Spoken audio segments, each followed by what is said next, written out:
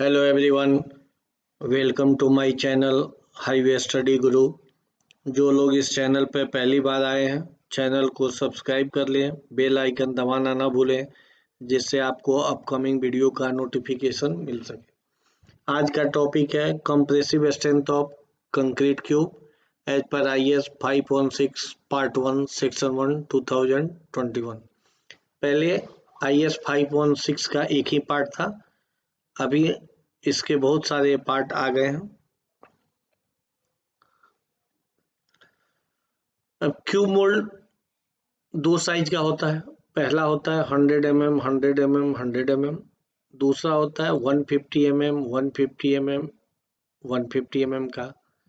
अब 100 mm का cube mould हम यूज तब करते हैं जब nominal size of aggregate up to 20 mm है, और 150 mm मोल्ड का यूज हम किसी भी साइज के लिए, यानी below nominal size aggregate of 20 mm और मोर देन भी 20 mm है, तो उसमें दोनों में करते हैं।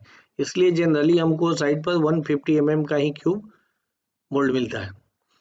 टेम्पिंग रड का डाया 16 ± 1 mm होता है, लेंथ 600 ± 5 mm होता है। क्यूब मोल्ड को फिलिंग करने से पहले उसमें मोल्ड ऑयल लगा लेते हैं ताकि कंक्रीट मोल्ड में चिपके नहीं। क्यूब मोल्ड को हम 3 इक्वल लेयर में फिल करते हैं। यदि मोल्ड का साइज 150 mm है तो हम ईच लेयर में 35 स्ट्रोक्स लगाते हैं। यदि मोल्ड का साइज 100 mm है तो ईच लेयर में हम 25 स्ट्रोक्स लगाते हैं। मोल्ड में वेरिएशन दिया है 150 ± 0.2 mm, 100 के लिए 100 ± 0.2 mm होता है। CTM मशीन जो होता है ये कंफर्म करता है IS 14858 को, और इसका परमिसिबल एरर जो है ±1% ऑफ द मैक्सिमम लोड होता है। इसको एवरी ईयर में हम कैलिब्रेशन डायल गेज का कराते हैं, या अगर हम मशीन को एक जगह से दूसरी जगह शिफ्ट करते हैं उस स्थिति में भी हमको फिर इसका कैलिब्रेशन कराना पड़ता है। इन जनरल हम लोग क्यूब को 7 डेज या 28 डेज में टेस्ट करते हैं। यदि हमको अर्ली स्ट्रेंथ देखना है तो उसके लिए हम 1 डे या 3 डे में भी कर सकते हैं। अगर ग्रेटर एज में स्ट्रेंथ देखना है तो 56 डेज 90 डेज या 1 ईयर में भी हम देख सकते हैं। इसके लिए हमको एक्स्ट्रा क्यूब मोल्ड तैयार करना होगा। इन जनरल हम लोग क्यूब मोल्ड को 24 आवर्स में डिमोल्ड करते हैं, लेकिन आप चाहें तो एटलीस्ट 16 आवर्स बाद डिमोल्ड कर सकते हैं, या मैक्सिमम 3 डेज। अगर 3 डेज में आप करते हैं तो उसके लिए आपको उस क्यूब मोल्ड को हेसियन क्लॉथ से ढककर वेट कंडीशन में रखना है। आफ्टर डिमोल्डिंग क्यूब को क्यूरिंग टैंक में रखते हैं। क्यूरिंग टैंक में वाटर का टेम्परेचर 27 ± 2 डिग्री सेंटीग्रेड होना चाहिए, और वाटर जो है क्लीन होना चाहिए और पोर्टेबल वाटर होना चाहिए। क्यूब टेस्टिंग की बात करें तो हम क्यूब को टैंक से निकालकर और वेट कंडीशन में ही हम उसका टेस्ट करते हैं, और किसी भी हालत में ये टेस्टिंग का समय 2 आवर से ज़्यादा नहीं होना चाहिए। अब इसका जो क्यूब है वो लोअर मशीन के लोअर प्लेट पर रखते हैं तो उसकी एक्यूरेसी 1% होनी चाहिए डिजाइन साइज ऑफ क्यूब के। अब रेट ऑफ लोडिंग 14 न्यूटन पर mm² पर मिनट होना चाहिए, या 308 किलो न्यूटन पर मिनट। कंप्रेसिव स्ट्रेंथ निकालने के लिए क्या होता है, load divided by cross sectional area.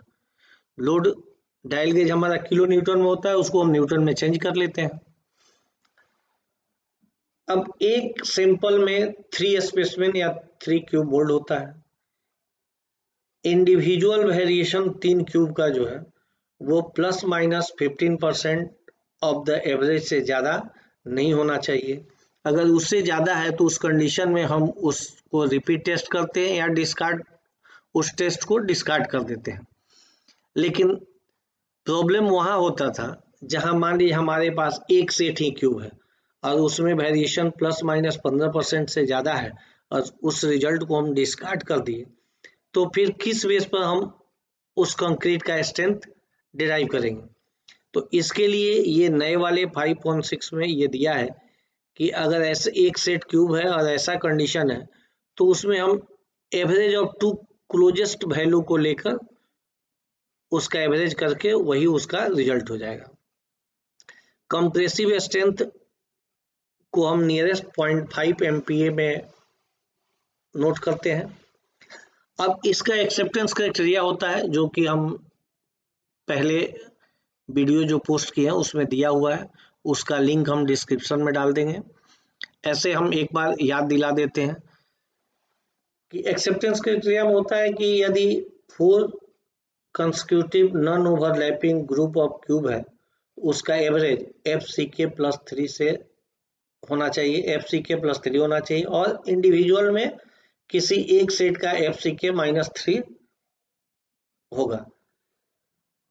दूसरा इसमें कंडीशन है कि अगर मान लीजिए कंक्रीट की क्वांटिटी 30 MQ हो, यानी 4 सेट से कम हो, तो उस कंडीशन में हम क्या करेंगे? तो उस कंडीशन में हमको दिया हुआ है IS 456 अमेंडमेंट नंबर 4 में कि यदि ग्रुप ऑफ क्यूब 3 सेट हो तो उसके लिए, या उससे कम हो, तो उस कंडीशन में तीनों का एवरेज FCK+4 होना चाहिए और इंडिविजुअल में FCK-2 होना चाहिए।